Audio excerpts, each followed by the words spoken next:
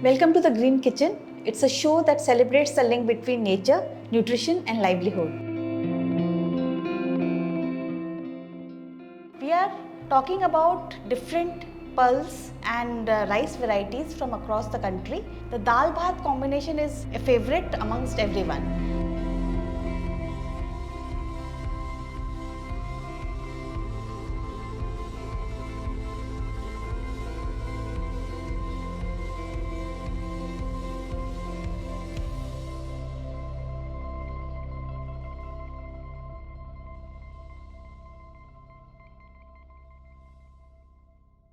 So, Pushpesh ji, what can you tell us about this Matta rice and the moong dal from the moong dal, which they call chiru paya in there. Chiru small and paya is the pulse. That's what I'm told the Malayalis call it. And I think the Matta rice is again very interesting. But before we come to that, I think we'll talk a little about Kerala. Because the confusion about Kerala is that there is one Kerala cuisine. While there are so many streams in Kerala cuisine, you would have so many communities coexisting there in such a long history. You know, you have the land where Mahabali ruled, and he was a very generous and a just king, and he was tricked into parting with his kingdom by the Vaman avatar of Vishnu, who in 3 steps measured everything. So Kerala is a land of myths, legends, and the food is myriad foods, you know. These dal bhat combination makes you sort of a little confused because it may be very simple food, but it is great food altogether. You have, for instance, a very strong tradition of Ayurveda in Kerala. So they have the most exotic spices, but not necessarily they use all the spices at the same time. They use it very selectively. And there's always an Ayurvedic input into it. The philosophy is that eat nutritious food, eat food which is digestible, eat food which is seasonally appropriate, and the 2 things which you have got are really an example of how the simplest can be the most sublime. So if you take the Matta rice, you know, this rice grows in the Kasaragod districts in Kerala. Adjacent areas of Udupi and Dakshin Kannada also grow this.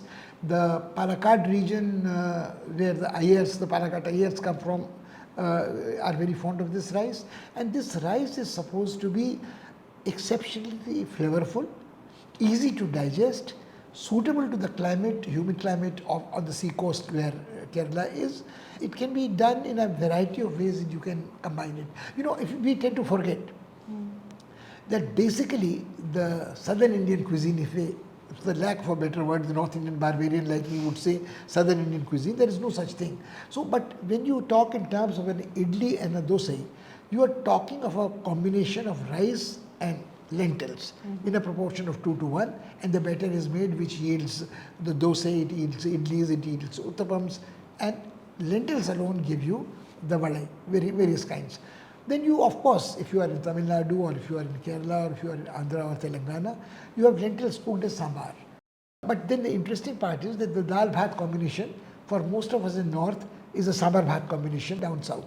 But when we talk of these, this is a very interesting combination because there is a little confusion when we talk of moong dal. This is a lentil which is mentioned in the Vedas, but 2 kinds of moongs are there. There is a black moong, which is the Mahdi dal, and there is green whole moong, which is like this.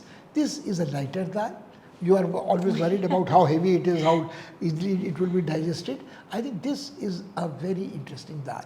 So you cook this as a curry. You cook this maybe with an addition of few vegetables. So I would say that I would like to combine this rice with this curry.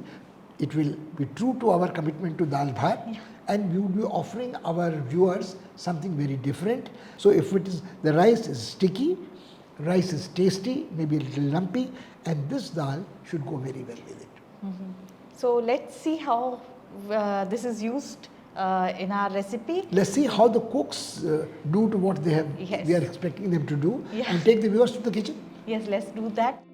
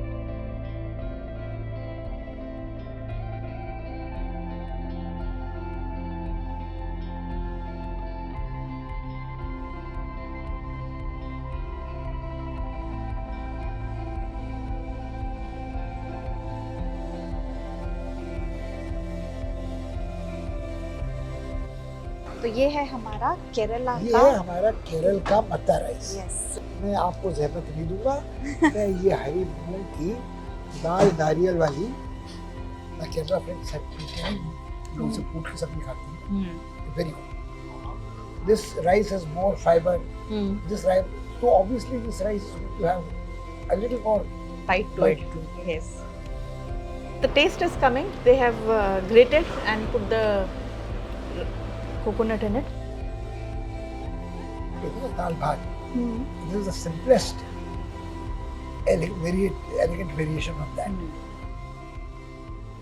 So moong dal is normally used in a husk fashion, and the moong dal is supposed to be very easily digestible. So the khichdi for infant people, older people, children is prepared with that.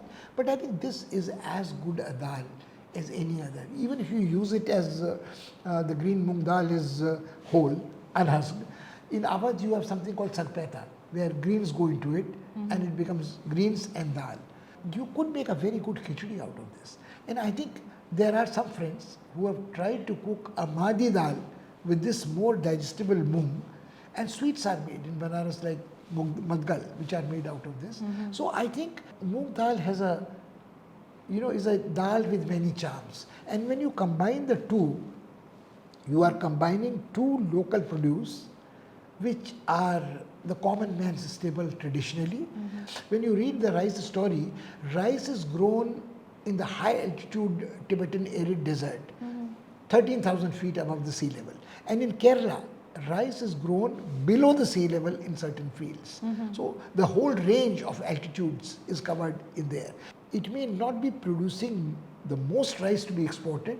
I mean, ironically, the most basmati exported is grown not in Dehradun, not in Amritsar, not in Patna, but in Madhya Pradesh.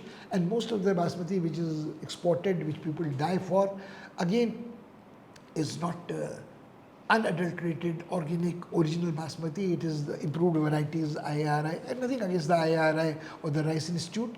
But I think Kerala can claim that the rice it offers us to eat is healthier, is tastier, is more beneficial, and it is appropriate. And the Keralites themselves changed their rice, Matta rice to Matta, Sambar rice to Mapili rice. And this rice, these rices are different to look at.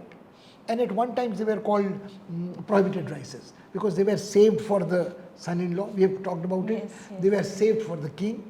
But right now, the scarcity value is there.